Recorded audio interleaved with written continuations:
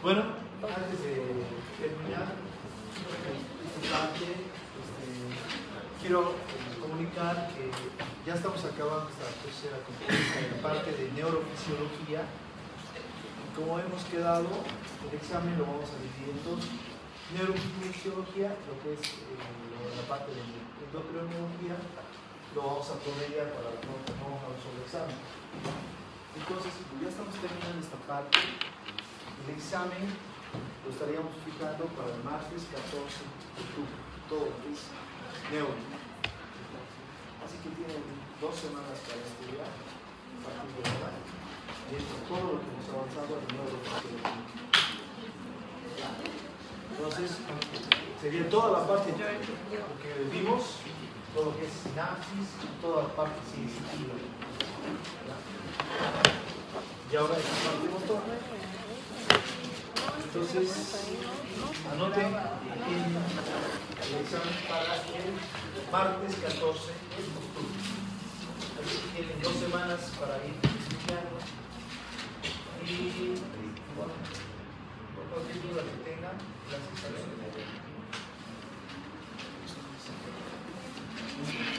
Bueno, entonces, ayer vimos lo que son los receptores sensitivos musculares, se controlan la función en el control muscular. Entonces vimos 2 tipos de receptores: el uso muscular, que lo tenemos aquí, ya el aparato tendinoso de Golgi. Entonces estos órganos receptores, como sabemos, el uso muscular, que va a dictar la longitud del músculo y la velocidad de su cambio.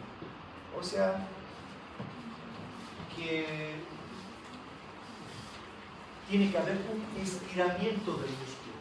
Cuando se estira el músculo, estamos estimulando al uso muscular. En cambio, el órgano tendinoso de Golgi se produce cuando se detecta una tensión del músculo. Hay una velocidad de tensión en su cambio. Entonces aquí se contrae el músculo y se están tensando los tendones. Hay una tensión a nivel de los tendones, los cuales estimulan al aparato tendinoso de Golgi. Entonces, las fibras sensitivas, tanto del uso muscular como del aparato tendinoso de Golgi, como vemos aquí, van a llegar al ganglio de la raíz dorsal y de ahí se van a conectar con el asta posterior. O sea, toda la información sensitiva la llevan directamente hacia el asta posterior de la médula espinal. Entonces, como dijimos, el uso muscular está formado por fibras intrafusales y fibras extrafusales, las cuales están unidas por micocáliz. Entonces, cuando estas fibras sensitivas transmiten un impulso nervioso, como dijimos, cuando hay un alargamiento del músculo, entonces hay un alargamiento del músculo, entonces se van a excitar estas fibras sensitivas del uso muscular. Y que más es contracción de las porciones finales de las fibras intrafusales. Aparte dice que hay una contracción de las partes finales de las fibras intrafusales. Entonces estas tienen terminaciones nerviosas. ¿Cuáles son esas terminaciones nerviosas? Primarias y secundarias. O sea, terminaciones nerviosas sensitivas primarias y terminaciones sensitivas secundarias.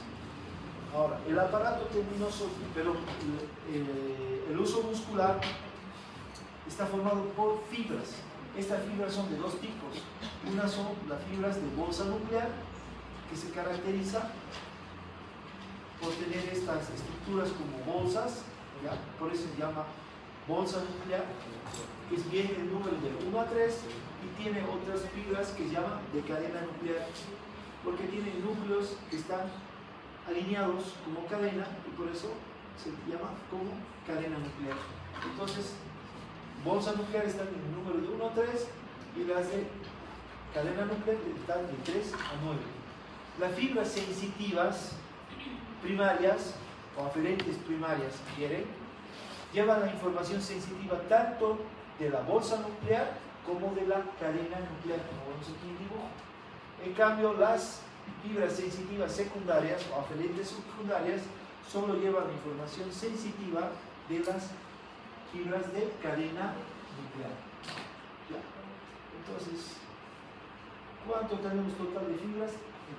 Intrafusales entre 3 a 12 fibras.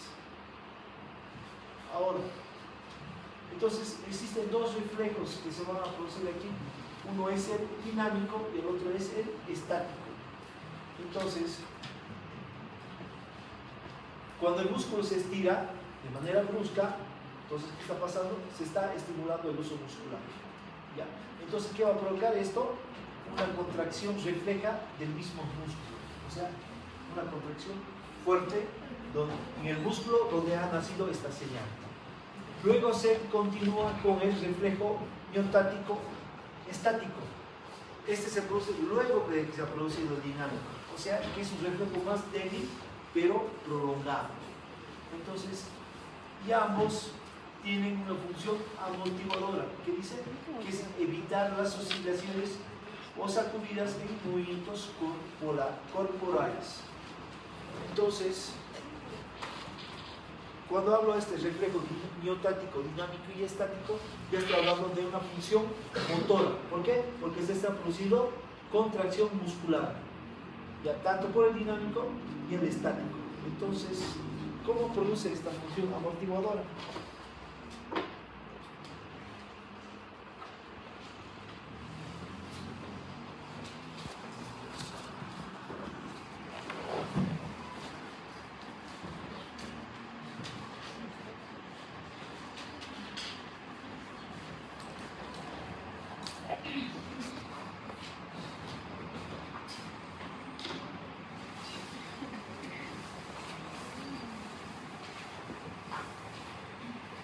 Entonces,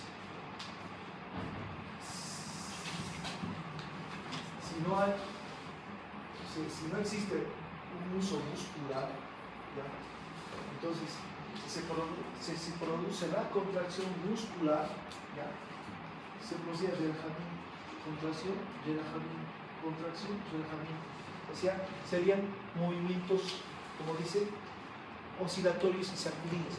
Los músculos estarían sacudiendo en cada contracción. En cambio, con el uso muscular, ¿qué pasa?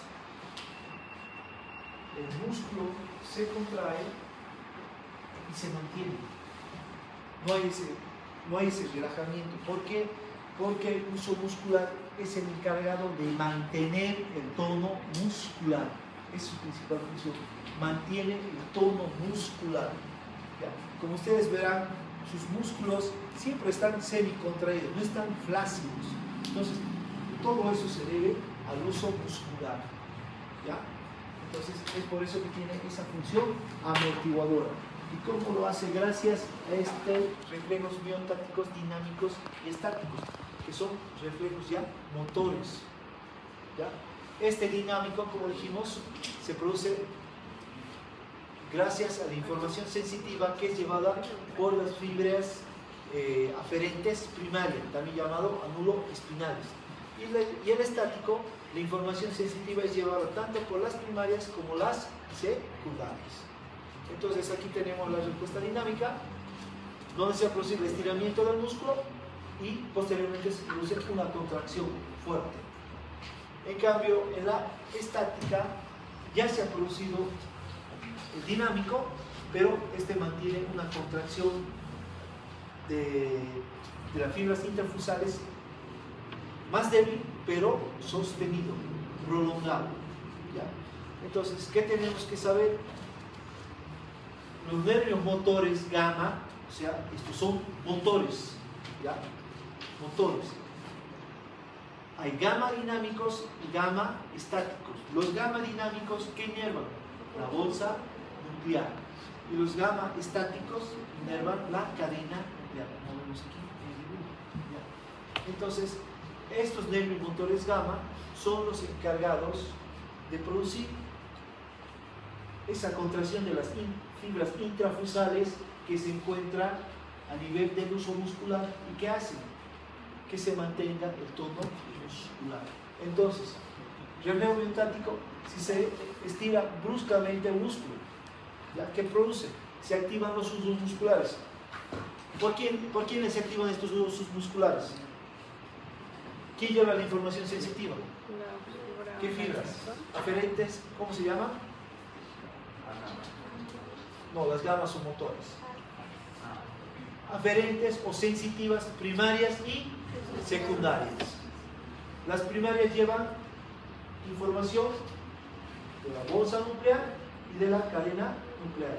Las secundarias solo llevan de la cadena nuclear. ¿A ver?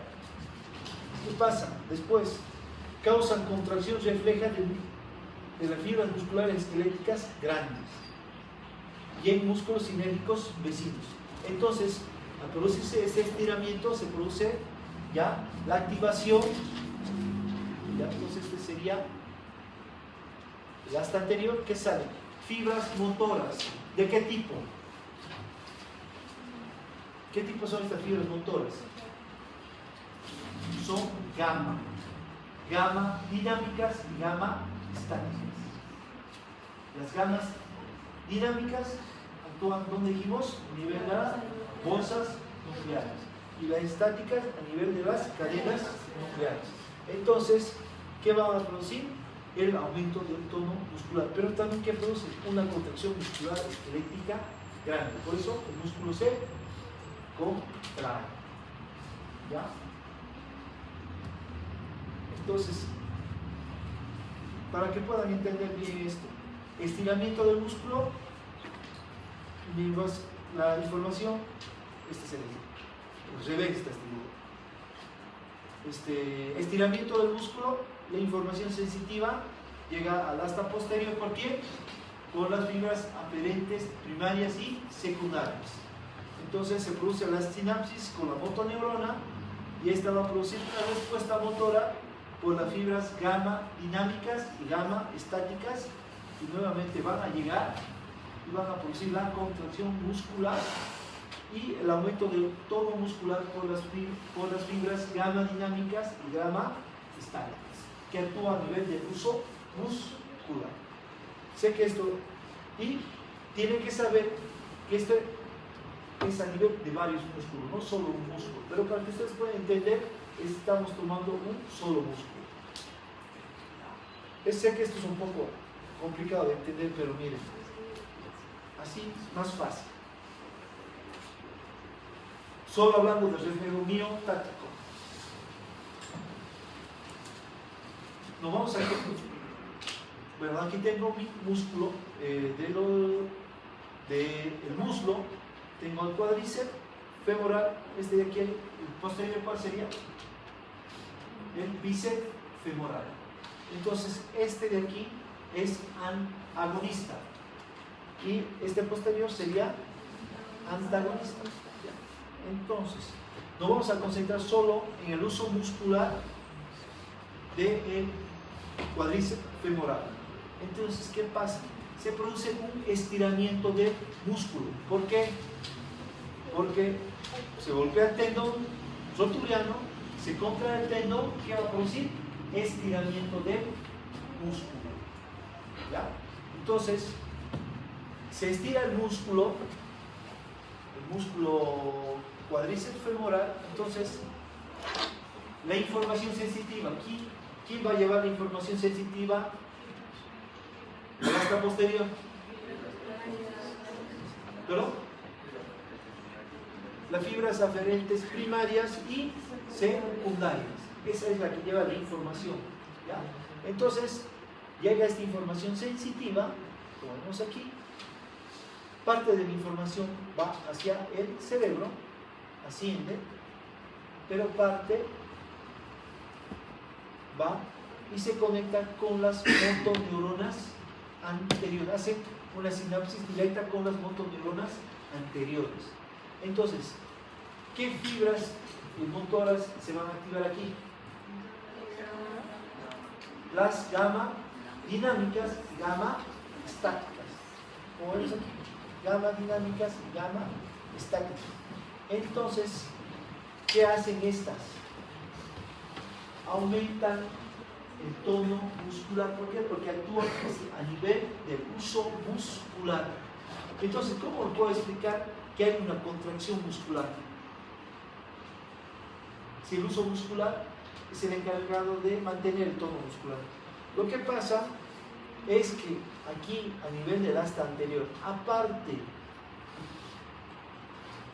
de producir una estimulación de las gamma dinámicas y estáticas, produce una estimulación de las fibras alfa. ¿Qué fibras? Alfa 1. ¿Y dónde? ¿Qué inerva las fibras alfa 1? La placa muscular o la placa neuromuscular. Es por eso que se produce una contracción muscular. Entonces, de esta manera yo estoy explicando el reflejo bioctáctico. En este caso del cuádriceps femoral. Que un estiramiento se continúa de una contracción muscular. Pero esa contracción muscular, ¿de quién depende? De esta fibra alfa 1. ¿Ya?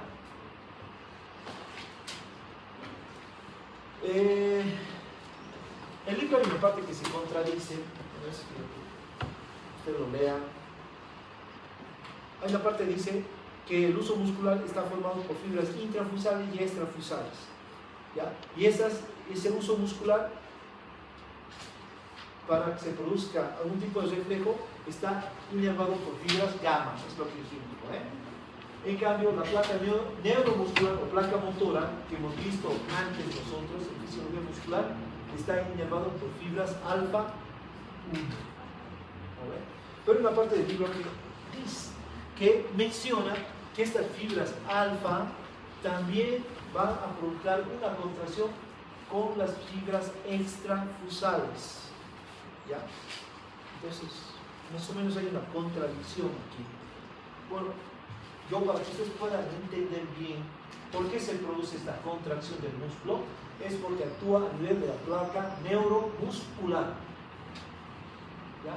Entonces, ustedes como saben, la placa neuromuscular o placa muscular, ¿qué produce? Contracción muscular.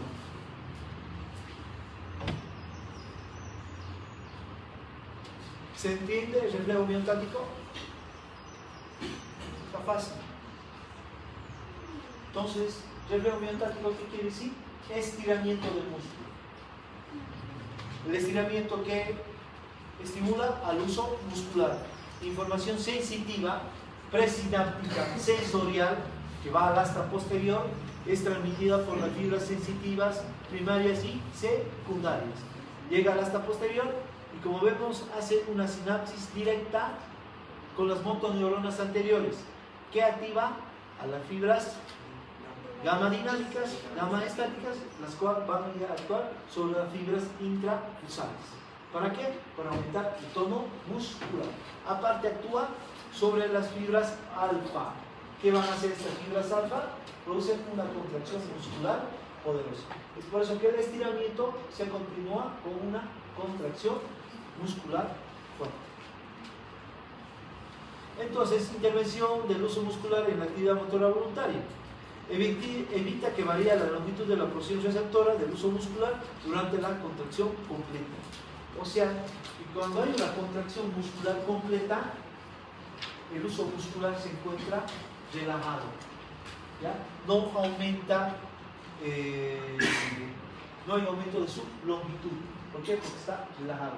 ¿Cuándo se excita el uso muscular? Cuando hay estiramiento del músculo. Cuando hay contracción, mantiene su longitud. Impide el reflejo miocárdico se oponga a la contracción muscular. ¿Por qué? Porque cuando el músculo está contraído, el uso muscular está relajado. Tiene que haber estiramiento, lo que les dije. Y mantiene una función a fibras alfa 1. Pero en la parte del libro que menciona que estas fibras alfa también van a provocar una contracción con las fibras extrafusales. ¿Ya? Entonces, más o menos hay una contradicción aquí. Bueno, yo para que ustedes puedan entender bien ¿Por qué se produce esta contracción del músculo? Es porque actúa a nivel de la placa neuromuscular. ¿Ya? Entonces, ustedes como saben, la placa neuromuscular o placa muscular, ¿qué produce? Contracción muscular.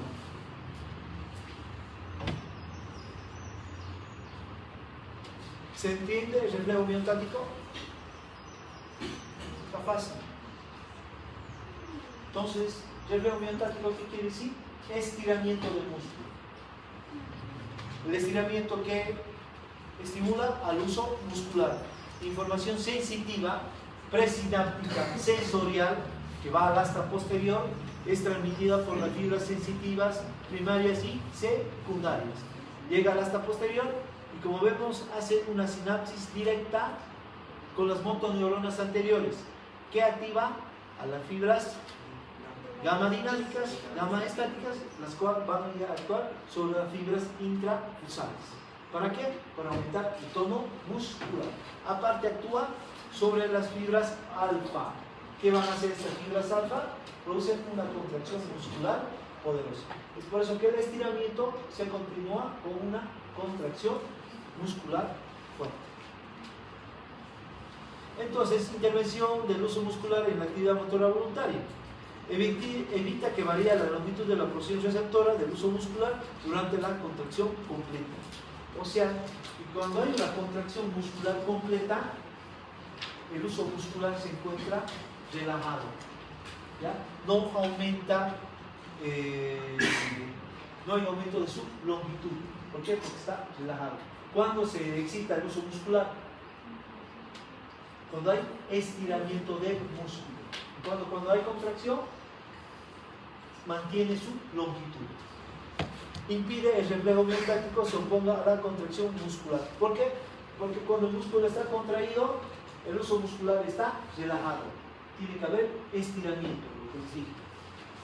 Y mantiene una función amortiguadora al margen de cualquier cambio en la longitud del músculo. Es por eso que no hay sacudidas, no hay clonos, que se llama esto. O sea, ¿qué me refiero con clonos? Contracción, relajación, contracción, relajación. No, se mantiene el tono muscular, por tanto la contracción muscular es sostenida, es la función del uso muscular. Existen áreas encefálicas que regulan las fibras A gamma. Estas A gamma son aferentes o eferentes. Eferentes, ¿por qué? Porque son motoras. ¿Ya? Entonces, ¿dónde se encuentran estas áreas encefálicas que van a regular a estas fibras? Se encuentran en los ganglios basales, se encuentran en el cerebelo y en la corteza cerebral. Todas estas áreas, el ganglio, cerebelo y corteza cerebral, van a formar la región facilitadora bulbo-reticular. Entonces, ¿qué hace esta región bulbo-facilitadora? Mantiene el tono muscular, ¿ya? A nivel de los usos musculares. Es por eso que mis músculos siempre se encuentran en semicontracción, tienen un tono, no son flácidos, gracias a este uso muscular. Entonces, los ganglios basales tienen la función, sobre todo de mantener el tono muscular, lo mismo que el cerebelo, solo que el cerebelo también juega un papel muy importante en el equilibrio y en la función gravitacional de los músculos, y la corteza cerebral siempre está siendo informada gracias al uso muscular sobre el estiramiento y la contracción de los músculos, y mantiene igualmente el tono muscular, y puede, pues gracias a esto, informa sobre la posición de los músculos, si están en contracción o están en relajación. Es por eso, gracias a esto, la corteza cerebral puede prevenir cuál va a ser el siguiente movimiento voluntario.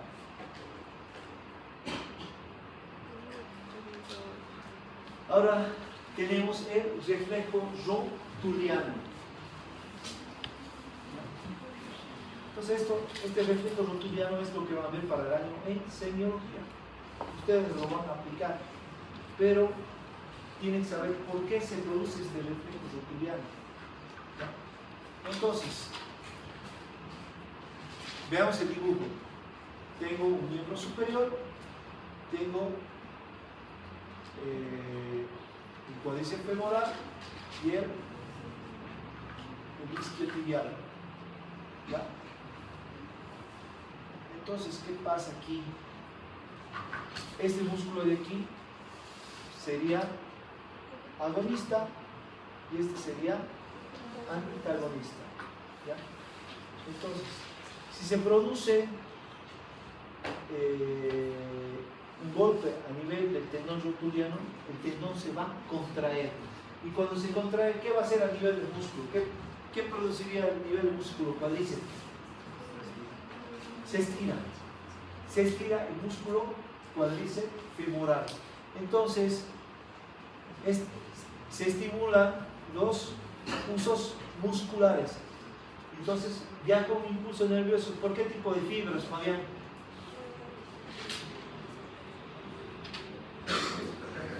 El impulso sensitivo. ¿Qué fibras lo llevan? Sensitivas primarias y secundarias. Entonces, llegan al asta posterior, como dijimos, y una parte va a llevar información al cerebro, pero aquí, como vemos, hace una sinapsis directa con las motoneuronas anteriores. Entonces, ¿qué va a pasar? Van a estimular, ¿ya?, a las fibras gamma dinámicas, gamma estáticas y a las fibras alfa. Entonces se va a producir una contracción muscular. En este caso, ¿qué va a pasar? Esta persona va a levantar el pie. Levanta el pie. Ese es el reflejo rotuliano. ¿Por qué levanta? ¿Ya? Entonces hay una contracción de la fibra alfa que actúa sobre la placa neuromuscular, las cuales hacen que la persona se contraiga el músculo. ¿Ya? Pero aparte, en este reflejo rotuliano, como vemos, esta información sensitiva llega también a las interneuronas. Pero estas interneuronas son inhibitorias. Entonces, ¿qué van a producir a nivel de esta fibra nerviosa alfa? Van a inhibirla. Por lo tanto, se produce una inhibición a nivel del nervio isquiotibial. Por lo tanto, este músculo isquiotibial va a estar relajado y no se va a oponer a la contracción del músculo cuádriceps femoral. Entonces, así es como se explica el reflejo rotuliano. Contracción del músculo agonista e inhibición del músculo antagonista. Lo mismo pasa en el brazo. Bíceps, ¿qué sería? ¿Agonista o antagonista? Agonista, porque contrae. Y el tríceps, antagonista.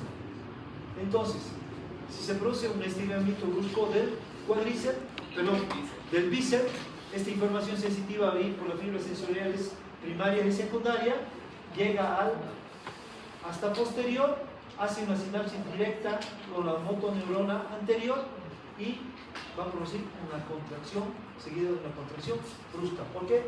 Porque hay fibras, primeramente alfa, que están siendo estimuladas, las que van a producir una contracción muscular.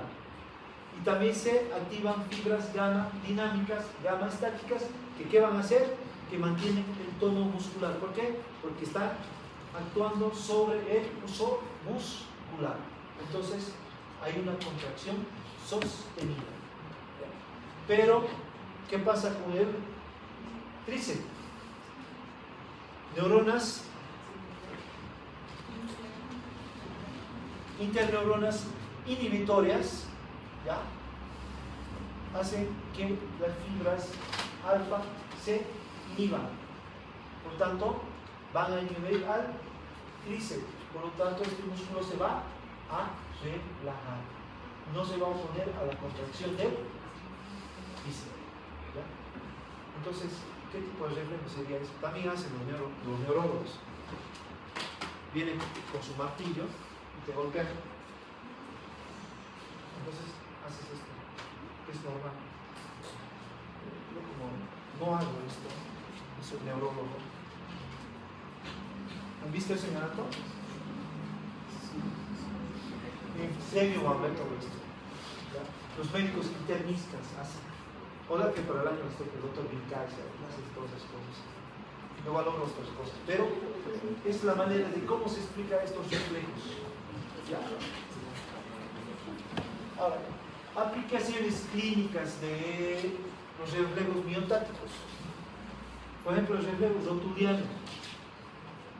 O sea, ¿para qué yo valoro el reflejo rotuliano? Porque yo lo hago sentar al paciente en la camilla y comienzo a golpear el tendón rotuliano.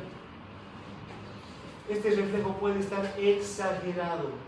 ¿Cuándo está exagerado? Cuando los impulsos facilitadores están exagerados. Entonces, ¿qué quiere decir esto?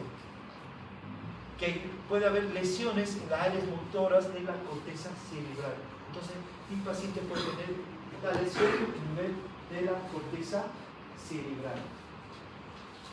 Disminuido, o sea, yo estimulo el tendón rotuliano y no hay movimiento, o está abolido el movimiento. ¿Ya? ¿Qué quiere decir esto? Que los impulsos facilitadores están disminuidos o abolidos. Entonces, ¿en qué puedo pensar? Que hay lesiones en las regiones del control motor inferior. ¿Ya? O sea, a nivel del cerebelo, de los ganglios basales, ¿ya? Del bulbo, ahí donde están los centros motores inferiores. Entonces no hay el reflejo rotuliano. ¿Está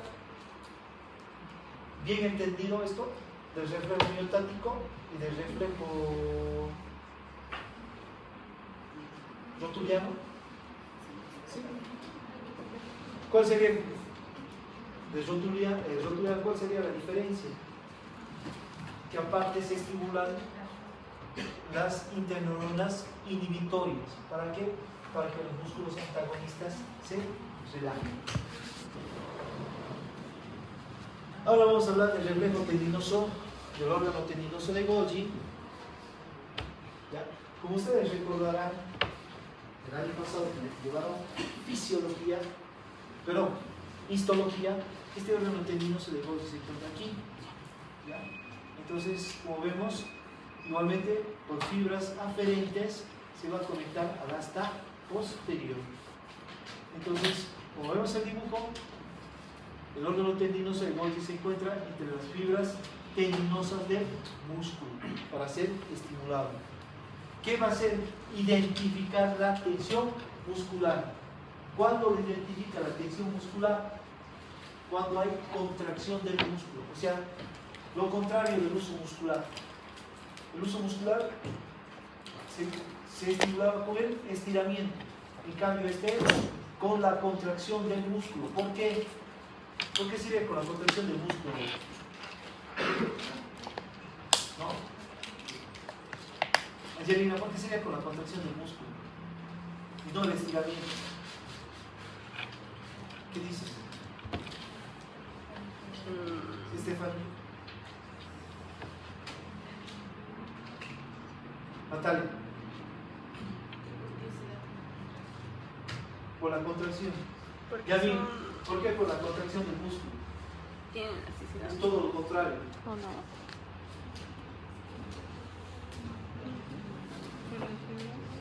Carlos Benítez, ¿qué dices? Por las fibras. ¿Qué pasa cuando se contrae el músculo? ¿Dónde se produce estiramiento? Se estiran los, ¿qué ha dicho? Los tendones. Hay un estiramiento a nivel de los tendones. Entonces, como los tendones se encuentran en uno de los tendinosos de Golgi, bien adherido, hay un estímulo del aparato tendinoso de Golgi. ¿Ya? Y tenemos que saber que existen dos tipos de contracciones. Unas son las isométricas y otras son las isotónicas.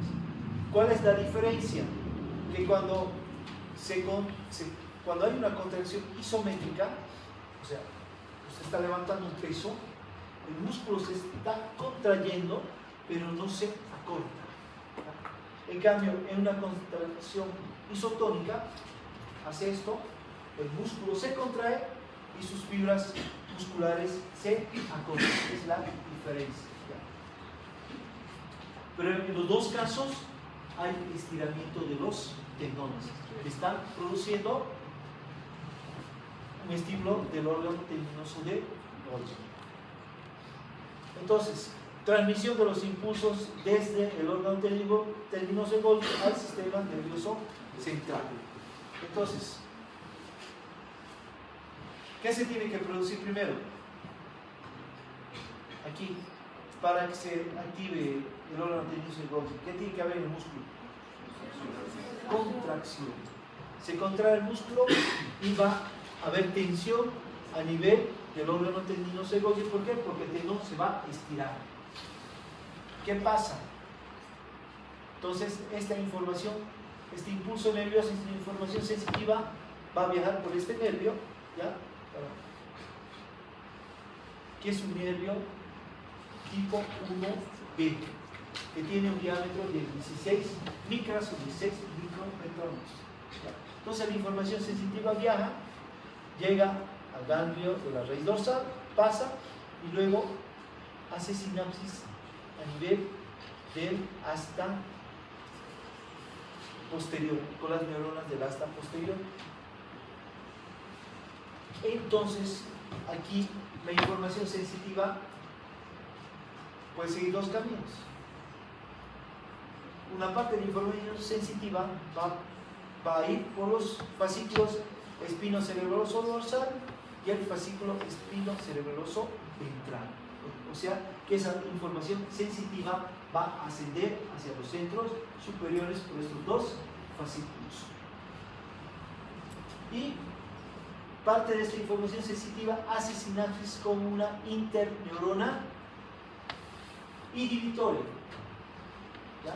Entonces, esta interneurona inhibitoria, ¿qué va a hacer? Va a inhibir, como vemos aquí, a la motoneurona alfa. Y si inhibe a la motoneurona alfa, ¿qué va a pasar, Carla, con el músculo? Si inhibe a la motoneurona alfa, ¿qué pasa, Maite? Si inhibe a la motoneurona alfa. ¿De qué se encarga la motoneurona alfa? Y si lo inhibe, entonces va a producir relajación. ¿Ya? Entonces, ¿qué hace esta relajación? Reduce la tensión sobre el tendón. Entonces, es por eso que mi músculo se contrae y se relaja. Se contrae y se relaja gracias al órgano tendinoso de Golgi. ¿Ya? Entonces, sin tomar en cuenta que estos fascículos espinocerebroso dorsal y ventral, ¿qué pasa? Se contrae el músculo, aumenta la tensión a nivel de los tendones, lo cual estimula al órgano tendinoso del Golgi. La información sensitiva, ese impulso nervioso va a viajar por las fibras sensitivas del tipo 1B, llega al ganglio dorsal del nervio raquídeo, pasa al asta posterior y hace sinapsis con interneuronas inhibitorias. ¿Qué van a hacer esas interneuronas inhibitorias? Van a inhibir un estímulo del órgano tendinoso de Golgi. Entonces, transmisión de los impulsos desde el órgano tendinoso de Golgi al sistema nervioso central. Entonces, ¿qué se tiene que producir primero? Aquí, para que se active el órgano tendinoso de Golgi, ¿qué tiene que haber en el músculo? Contracción. Se contrae el músculo y va a haber tensión a nivel del órgano tendinoso de Golgi. ¿Por qué? Porque el tendón se va a estirar. ¿Qué pasa? Entonces, esta información, este impulso nervioso, esta información sensitiva va a viajar por este nervio, ¿ya? que es un nervio tipo 1B, que tiene un diámetro de 16 micras o 16 micrometrones. Entonces la información sensitiva viaja, llega al ganglio de la raíz dorsal, pasa y luego hace sinapsis a nivel del asta posterior, con las neuronas del asta posterior. Entonces, aquí la información sensitiva puede seguir dos caminos. Una parte de la información sensitiva va a ir por los fascículos espinocerebroso dorsal y el fascículo espinocerebroso ventral. O sea, que esa información sensitiva va a ascender hacia los centros superiores por estos dos fascículos. Y parte de esta información sensitiva hace sinapsis con una interneurona inhibitoria. ¿Ya? Entonces, esta interneurona inhibitoria, ¿qué va a hacer? Va a inhibir, como vemos aquí, a la motoneurona alfa. Y si inhibe a la motoneurona alfa, ¿qué va a pasar, Carla, con el músculo? Si inhibe a la motoneurona alfa, ¿qué pasa, Maite? Si inhibe a la motoneurona alfa, ¿de qué se encarga la motoneurona alfa? Y si me inhibe, entonces va a producir relajación. ¿Ya? Entonces, ¿qué hace esta relajación? Reduce la tensión sobre el tendón. Entonces, es por eso que mi músculo se contrae y se relaja. Se contrae y se relaja, gracias al órgano tendinoso de Golgi. ¿Ya? Entonces, sin tomar en cuenta que estos fascículos espinocerebroso dorsal y ventral, ¿qué pasa? Se contrae el músculo, aumenta la tensión a nivel de los tendones, lo cual estimula al órgano tendinoso del Golgi. La información sensitiva, ese impulso nervioso va a viajar por las fibras sensitivas de tipo 1B, llega al ganglio dorsal del nervio raquídeo, pasa al asta posterior y hace sinapsis con interneuronas inhibitorias. ¿Qué van a hacer esas interneuronas inhibitorias? Van a inhibir a las motoneuronas que se encuentran en el asta anterior. Entonces, estas motoneuronas alfa van a estar inhibidas. Por lo tanto, ¿qué va a provocar esto? Que el músculo se relaje. Entonces, gracias a este órgano que no se Golgi, el músculo se contrae y se relaja. Se contrae y se relaja. ¿Ya? Entonces, esta es la función del órgano. Entonces, ¿qué podemos decir? Que hay una retroalimentación negativa.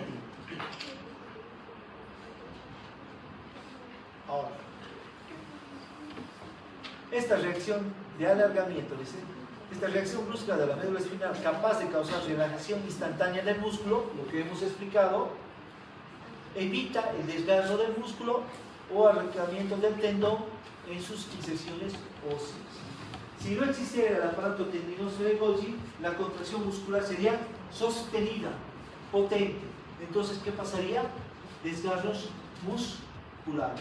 ¿Qué más pasaría? El tendón, por la fuerza que hace, se llegaría a, ¿cómo se dice? Arrancar de su inserción ósea. ¿Ya? Entonces, todo esto no pasa gracias al aparato tendinoso de Golgi.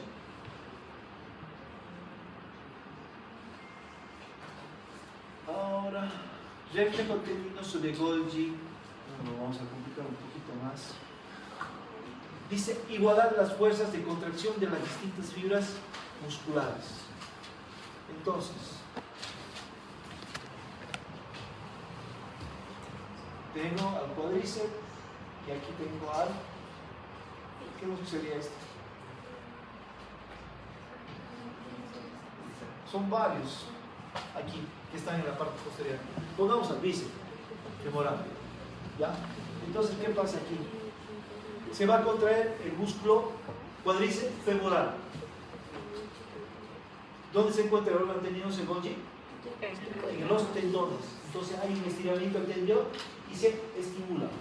El impulso nervioso, vamos a ver, que va a viajar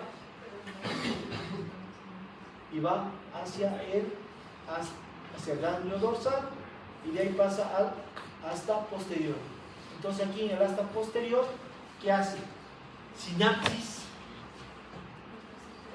Primeramente, vamos a ver, como dijimos, hace sinapsis con las interneuronas inhibitorias. Entonces, ¿qué va a provocar? Que, sigamos,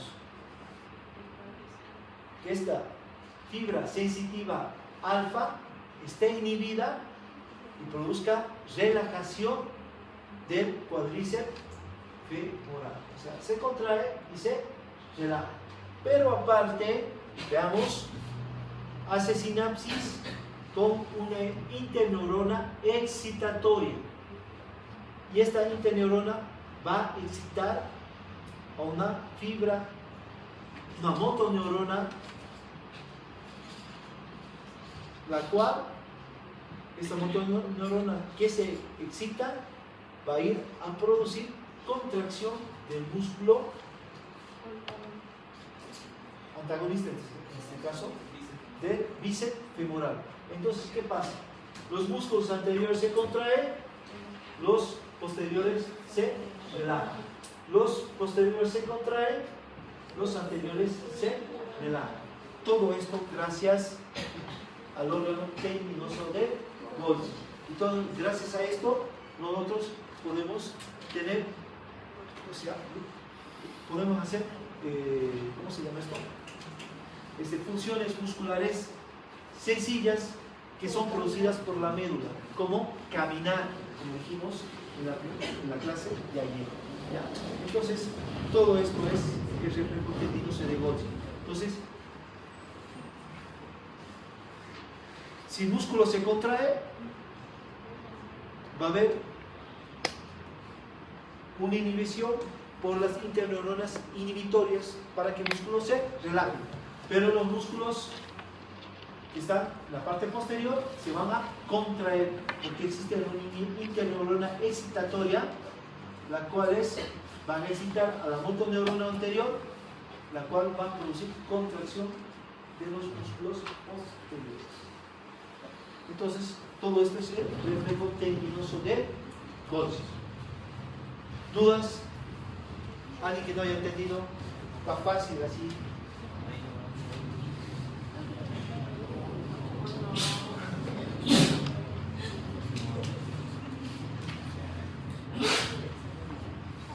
Hay tiempo todavía. No.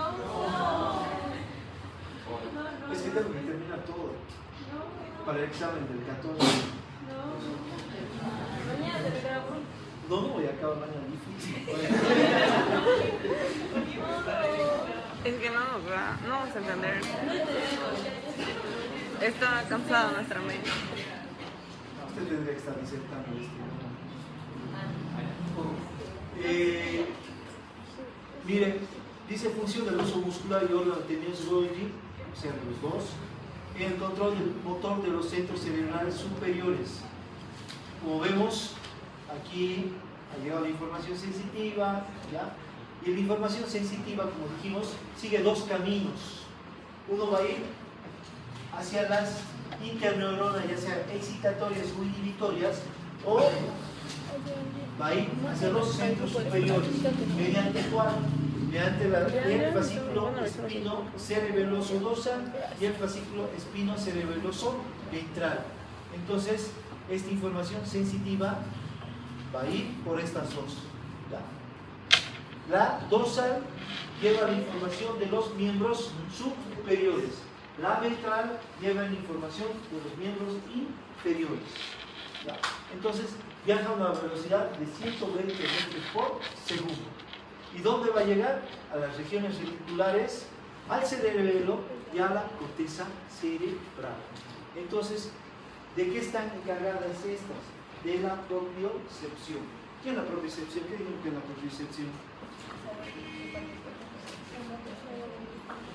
O sea, es informar a los centros motores superiores sobre los cambios instantáneos que tienen lugar en los músculos. Entonces, están informando todo lo que está pasando en el músculo. Si se contrae, si se relaja, ¿ya? Si hay estiramiento, toda esta información sensitiva es llevada por estos dos fascículos.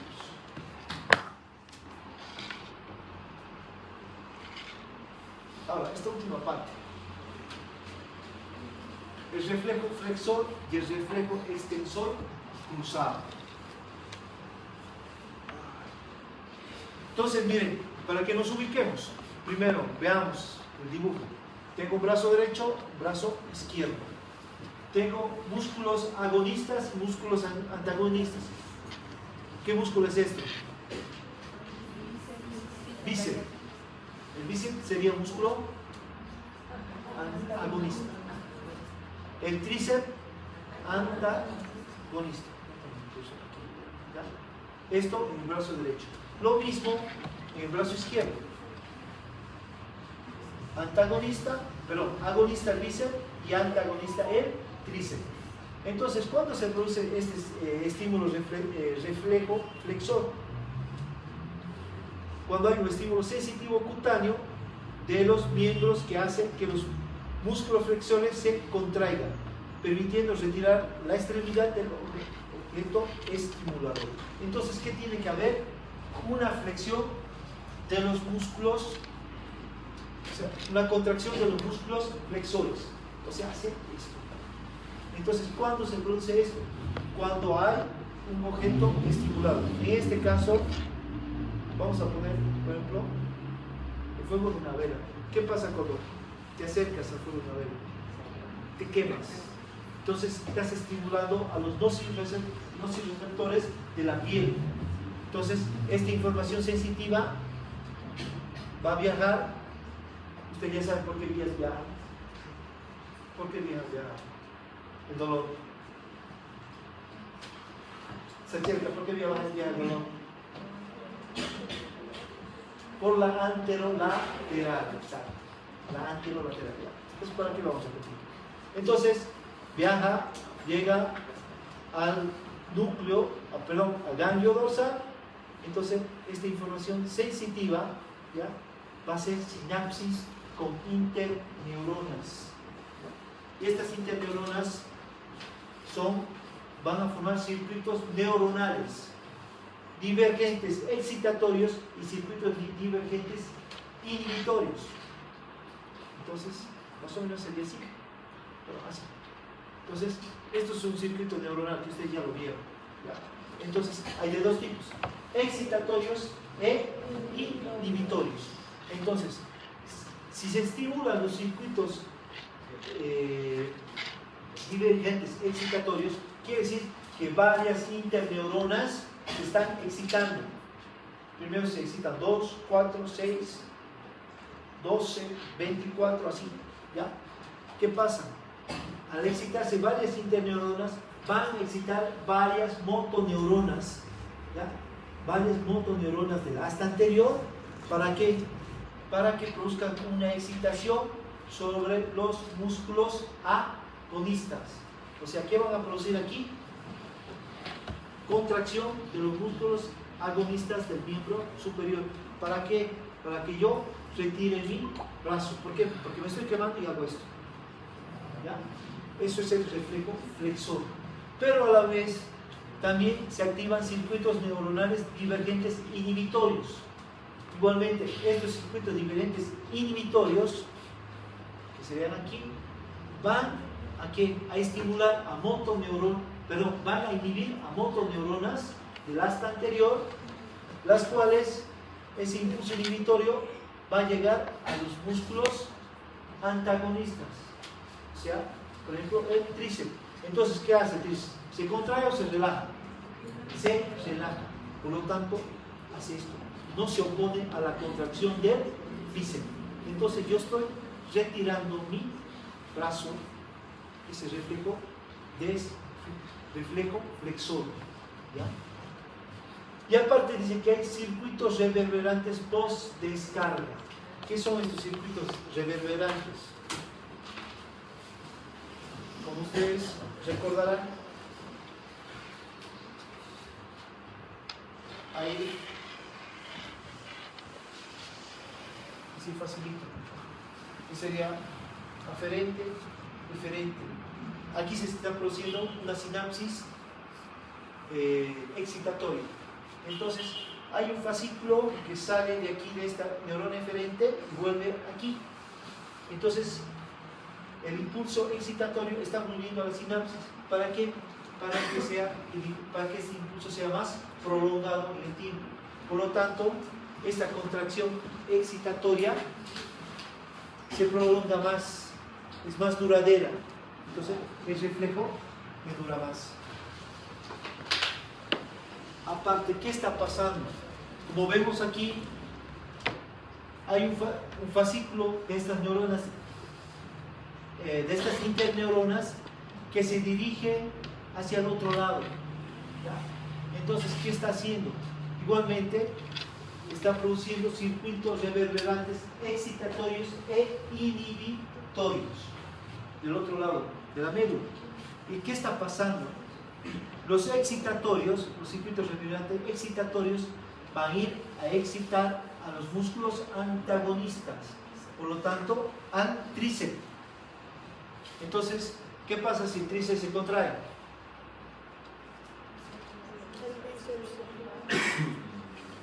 Si el tríceps se contrae, va a haber una extensión del brazo izquierdo, en este caso. No solo el tríceps, los músculos antagonistas, o sea, lo que se encuentra en la parte posterior del miembro superior. Pero es para que entiendan. En cambio, el circuito reverberante inhibitorio, ¿ya?, va a excitar, va a producir una inhibición del músculo bíceps. ¿Para qué? Para que este se relaje y no se oponga a la contracción del músculo tríceps. Entonces, ¿para qué nos sirve que estiremos el brazo izquierdo? Nos sirve para alejar todo el cuerpo del estímulo doloroso. Entonces, aquí se produce al mismo tiempo, hay una diferencia, dice más o menos de 1 a 2 milisegundos entre este reflejo flexor y este reflejo extensor cruzado. Entonces, ¿qué está pasando aquí? Estoy alejando mi brazo del estímulo doloroso y este brazo, el izquierdo se contrae, el tríceps, se extiende el brazo. ¿Para qué? Para que yo pueda alejar mi cuerpo de ese estímulo que me está provocando dolor. Entonces, yo estoy haciendo un movimiento de retirada. ¿Ya? Entonces, esta es la manera de cómo se explica el reflejo flexor y el reflejo extensor cruzado, que se produce al mismo tiempo, ¿ya?, con una diferencia más o menos de 1 a 2 milisegundos. ¿Ya? Bueno, esto no está en el guide, en este dibujo. Lo tengo que hacer yo más o menos para que ustedes puedan entender cómo se produce. Pero el guide está pura teoría nada más. Lo pueden leer más o menos para más. Ya también yo lo he resumido para que ustedes puedan entender. ¿Ya? Bueno, mañana continuamos con esto. Vamos a ver.